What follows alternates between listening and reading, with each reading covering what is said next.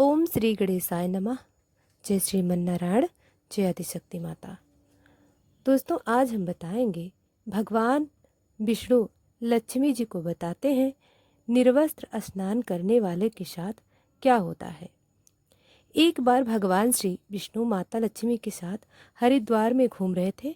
माता लक्ष्मी ने देखा कि सारे मनुष्य गंगा में नहा नहा कर हर हर गंगे कहते जा रहे थे, परंतु सभी लोग दुखी और परेशान हैं। माता लक्ष्मी ने बहुत ही आश्चर्य से भगवान विष्णु से पूछा, स्वामी, गंगा में इतनी बार स्नान करने पर भी इनके पाप और दुखों का नाश क्यों नहीं हुआ? क्या गंगा में अब सत्यता नहीं रही? भगवान विष्णु बोले, गंगा में तो वही सामर्थ्य है, परंतु इन लोगों ने पाप नाशनी गंगा में स्नान ही नहीं किया, फिर इन्हें लाभ कैसे मिलेगा? माता लक्ष्मी जी ने आश्चर्य से कहा कि स्नान कैसे नहीं किया? सभी तो हमारे सामने नहा नहा कर जा रहे हैं। अभी तक तो इनके शरीर भी नहीं सूखे हैं। भगवान विष्णु ने कहा, ये लोग तो केवल जल में डुबकी लगाकर ही आ रहे हैं। तुम्हें मैं कल इसका रहस्य समझाऊंगा। दूसरे दिन बहुत ही जोर से बारिश होने लगी। सारी गलियां कीचड़ से भर गई। एक चौड़े रास्ते में एक बड़ा सा गड्ढा था। चारों ओर कीचड़ भरा हुआ था और भगवान विष्णु ने लीला रची। वे स्वयं एक बूढ़े आदमी का रूप धारण करके उस गड्ढे में जा गिरे। लक्ष्मी जी को उन्होंने समझाकर पास में बैठा दिया कि देखो, तुम लोगों को सुना सुना कर यूं पुकारती रहो कि मेरे बूढ़े पति अचानक गड्ढे में गिर पड़े हैं। कोई पुण्य आत्मा इनको बाहर निकाल कर इनके प्राण बचाए और हम असहाय दंपत्ति की सहायता करें। और भगवान विष्णु ने यह भी समझा दिया कि जब कोई व्यक्ति गड्ढे में से मुझे बाहर निकालने को तैयार हो, तब इतना और कह देना कि मेरे पति सर्वथा निष्पाप हैं। इन्हें वही व्यक्ति छुए जो खुद भी निष्पाप हो। यदि आप निष्पाप हैं तो उनके हाथ लगाएं, नहीं तो उनके हाथ लगाते ही आप स्वयं भस्म हो जाएंगे। लक्ष्मी जी तथास्तु कहकर गड्ढे के किनारे बैठ गई और आने जाने वालों को सुना सुना कर भगवान विष्णु की सिखाई हुई बात कहने लगी। गंगा में नहा नहा कर लोगों के झुंड आ रहे थे और सुंदर युवती को यूं बैठी देखकर कुछ लोगों के मन में पाप आया और कुछ लोगों को धर्म का भय हुआ और कुछ लोग कानून से डरे और कुछ लोग ने तो लक्ष्मी जी को यह भी कह दिया कि मरने दे इस बूढ़े को, क्यों इसके लिए रोती है। और कुछ दयालु और चरित्रवान पुरुषों ने उस युवती के पति को बाहर निकालना चाहा, परंतु लक्ष्मी जी के वचन सुनकर वे भी रुक गए। उन्होंने सोचा कि हम गंगा में नहा कर आए हैं तो क्या हुआ, पापी तो हैं ही, कहीं हम सहायता करते समय भस्म न हो जाएं। उनके पास कई व्यक्ति आए, परंतु किसी का साहस नहीं हुआ। सैकड़ों आए और सैकड़ों ने पूछा और चले गए। संध्या का समय हो चला। तब भगवान विष्णु ने माता लक्ष्मी से कहा, देखा, आया कोई सच्चे मन से गंगा में नहाने वाला। तब थोड़ी देर बाद एक नौजवान युवक हाथ में एक लोटा लिए हुए हर हर गंगे कहता हुआ आया। लक्ष्मी जी ने उसे भी वही बात कही। उस युवक का हृदय करुणा से भर आया और उसने भगवान विष्णु को बाहर निकालने की तैयारी की। लक्ष्मी जी ने उसे रोक कर कहा कि भाई, यदि तुम सर्वथा निष्पाप नहीं हो तो मेरे पति को छूते ही तुम भस्म हो जाओगे। उसने उस समय बिना किसी संकोच किए हुए लक्ष्मी जी से कहा, माता, मेरे निष्पाप होने में तुम्हें संदेह क्यों हो रहा है? देखती नहीं, मैं अभी गंगा नहा कर आया हूँ। भला गंगा में नहाने के बाद भी क्या पाप रहते हैं? मैं अभी तुम्हारे पति को बाहर निकालता हूँ। युवक ने लपक कर उस बूढ़े आदमी को ऊपर उठा लिया।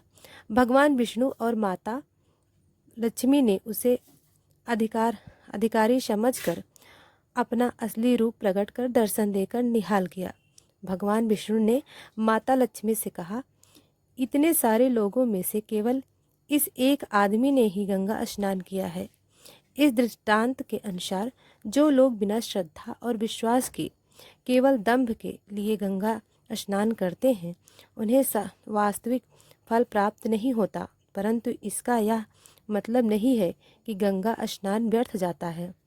गंगा स्नान का बहुत पुण्य भी है। इसके बाद भगवान विष्णु ने माता लक्ष्मी से कहा, अब मैं आपको वो 12 बातें बताता हूँ। जो भी मनुष्य इन 12 बातों को नहाते समय ध्यान रखता है, वह कभी भी दुखी नहीं रहता है। उसके घर में लक्ष्मी का वास होता है। उसके घर में अपार संपत्ति आती है। घर में कभी भी लड़ाई झगड़ा नहीं होता है। उसका पूरा परिवार हंसी खुशी जीवन व्यतीत करता है। तब माता लक्ष्मी ने कहा, हे स्वामी, आप हमें यह 12 बातें बताइए। इसके बाद भगवान विष्णु ने उन बातों को बताना शुरू कर देते हैं और माता लक्ष्मी ध्यान से सुनने लगती हैं। इसके बाद भगवान विष्णु बताते हैं, प्रिय, यह 12 बातें बताने के बाद में एक और बात बताऊंगा कि जो औरतें कपड़ा खोलकर नहाती हैं, उनके लिए यह बात बहुत ही महत्वपूर्ण है। हे देवी, आप इस बात को ध्यान लगाकर सुनना। तभी भगवान विष्णु अपनी बातें सुनाने लगते हैं। भगवान विष्णु कहते हैं, स्नान करने से शरीर निरोगी रहता है और मन प्रसन्न रहता है। नहाने से चेहरे की क्रांति और शारीरिक आकर्षण में बढ़ोतरी होती है। अगर इस नित्य कर्म के दौरान कुछ बातों का ध्यान रखा जाए तो आध्यात्मिक से भी ज़्यादा लाभ पाया जा सकता है। नहाने के कार्य में इन बातों का ध्यान जरूर रखा जाना चाहिए। नंबर 1, स्नान करने के बाद शुद्ध होकर पूजा पाठ आदि सभी कार्य करने के योग्य बनते हैं, इसलिए सुबह को ही स्नान कर लेना चाहिए। नंबर 2, शास्त्रों में कहा गया है कि स्नान करने से 10 गुणों की प्राप्ति होती है। रूप, तेज, बल, पवित्रता, आयु, आरोग्य, निर्लोकता, सुविचार, निरोग और मेधा। नंबर 3, धन, पुष्टि व आरोग्य और स्वास्थ्य चाहने वाले को हर मौसम में और हर दिन स्नान करना चाहिए। नंबर 4, शास्त्रों में कहा गया है कि सुबह स्नान करने से पाप नाश होता है और पुण्य मिलता है। ऐसा कहा गया है कि सुबह नहाने वाले के पास नकारात्मक शक्तियाँ नहीं भटकती हैं, इसलिए सुबह स्नान करना ही उचित है। नंबर 5, बीमारी की हालत में सर के नीचे ही स्नान करना चाहिए अथवा गीले कपड़े से शरीर को पोंछ लेना एक तरह का स्नान भी कहा गया है। नंबर 6, सुबह की लालिमा छाने से पहले ही स्नान करना श्रेष्ठ माना गया है। नंबर 7, तेल लगाकर और शरीर को मल मल कर नदी में नहाना मना है। इसकी वजह नदी से बाहर निकलकर तट पर ही शरीर साफ करके नदी में डुबकी लगाना उचित है। नंबर 8, जिन घाटों पर कपड़े धोए जाते हैं वहाँ का जल अपवित्र माना गया है, इसलिए वहाँ से कुछ दूर हटकर दूर ही नहाना चाहिए। नंबर 9, नदी में 11 या 21 डुबकियाँ लगाना शुभ बताया गया है। नंबर 10, पवित्र नदियों में कपड़े निचोड़ने की मनाही है। नदी में किसी भी तरह की गंदगी नहीं बहानी चाहिए। नंबर 11, नल की तुलना में झरने के पानी से ज़्यादा नदी के पानी से ज़्यादा किसी तीर्थ का पानी, तीर्थ के जल से कहीं ज़्यादा गंगा जल अधिक श्रेष्ठ माना गया है। नंबर 12, गंगा माता का कथन है कि स्नान करते वक्त कोई चाहे जहाँ भी मेरा स्मरण करेगा, मैं वहाँ के जल में आ जाऊँगी। इसके बाद भगवान विष्णु ने कहा, अब मैं आपको औरतें के बारे में बताता हूँ। जो औरतें कपड़े खोलकर स्नान करती हैं, हिंदू धर्मशास्त्र में हर एक चीज़ के लिए कुछ नियम बनाए गए हैं। इन नियम में से एक है स्नान को लेकर की गई बातें। ऐसा माना जाता है कि आम व्यक्ति को शास्त्रों के नियमों का पालन जरूर करना चाहिए, जिससे उनके घर में सुख समृद्धि बनी रहती है और खुशहाली आती है और साथ में अपार धन बरसता है। माता लक्ष्मी प्रसन्न होती हैं। दरअसल हमारे शास्त्रों में कई बातें लिखी गई हैं जिनका हम सदियों से पालन करते चले आ रहे हैं, लेकिन उसके कारणों के बारे में हमें अभी भी पूरी जानकारी नहीं है। ऐसे ही नियमों में से एक है निर्वस्त्र स्नान करना। आपने अक्सर घर के बड़ों को ऐसा कहते सुना होगा, कभी भी बिना कपड़ों के यानी निर्वस्त्र स्नान नहीं करना चाहिए। अगर हम पौराणिक कथाओं की बात करें तो निर्वस्त्र स्नान की मनाही का एक सबसे बड़ा कारण भगवान श्री कृष्ण के समय से जुड़ा है। पौराणिक कथाओं के अनुसार एक बार जब गोपियां सरोवर में स्नान कर रही थीं और वे निर्वस्त्र थीं, उस समय बाल कृष्ण ने गोपियों के सभी वस्त्र छुपा लिए। उस समय जब भगवान श्री कृष्ण ने उनके वस्त्र छुपा लिए, तब गोपियों ने अपने वस्त्र वापस लेने की प्रार्थना की। तब भगवान श्री कृष्ण ने उन्हें समझाया कि कहीं भी बिना वस्त्र धारण किए स्नान नहीं करना चाहिए। इससे जल के देवता वरुण का अपमान होता है। इसलिए आपको निर्वस्त्र होकर स्नान करने की मनाही की जाती है। अगर आप नहाते समय यह सोचते हैं कि बंद कमरे में आपको कोई नहीं देख रहा है, तो ऐसा गलत है, क्योंकि ईश्वर आपको हर जगह पर दिखते हैं। और यदि आप निर्वस्त्र होकर स्नान कर रहे हैं तो यह मुख्य रूप से जल के देवता वरुण का अपमान करने जैसा होता है। निर्वस्त्र स्नान से आपको पाप लगता है और आर्थिक एवं शारीरिक नुकसान पहुंच सकता है। यदि आप निर्वस्त्र स्नान करते हैं तो आपके शरीर पर नकारात्मक ऊर्जा प्रवेश करती है और आपकी मानसिकता भी नकारात्मकता हो सकती है। इसलिए हमेशा आपको यही सलाह दी जाती है कि आप नहाते समय कोई एक कपड़ा जरूर धारण करें, लेकिन बिना कपड़ा के स्नान करना नहीं चाहिए, तभी आपके लिए बेहतर होगा।